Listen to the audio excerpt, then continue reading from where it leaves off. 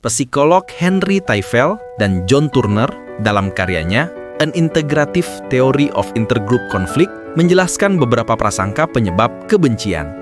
Pertama, kekalahan. Kedua, kebencian berbasis kelompok. Ketiga, diskriminasi.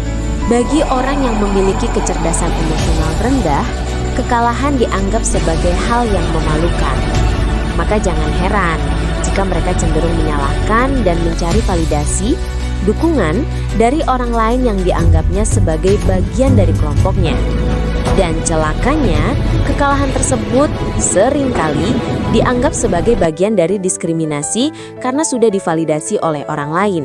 Sumbernya adalah amigdala, bagian kecil dari otak yang berfungsi sebagai alarm ancaman yang mengelola emosi mirip seperti satpam tua yang overprotektif.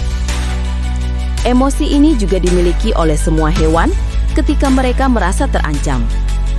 Bagi hewan mungkin ini penting, yang digunakan sebagai mekanisme pertahanan diri mereka terhadap ancaman dari luar. Namun bagi manusia yang punya kemampuan berpikir rasional, apakah ini penting?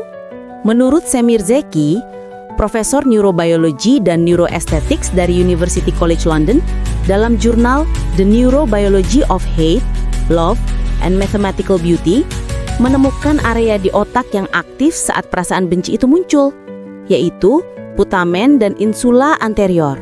Putamen terkait dengan kesiapan bergerak, kayak otak bilang, aku siap melawan dia.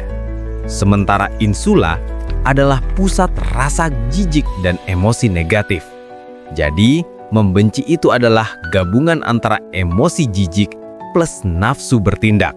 Joseph Ledoux dalam karyanya The Emotional Brain, The Mysterious Underpinnings of Emotional Life, menjelaskan bagaimana amigdala memproses ancaman secara cepat, bahkan sebelum korteks prefrontal sempat berpikir rasional.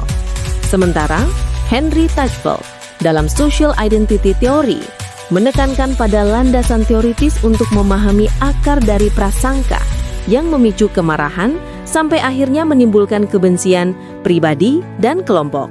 Kesimpulannya, kebencian hanya akan memunculkan kebodohan karena otak tidak bisa lagi berpikir rasional.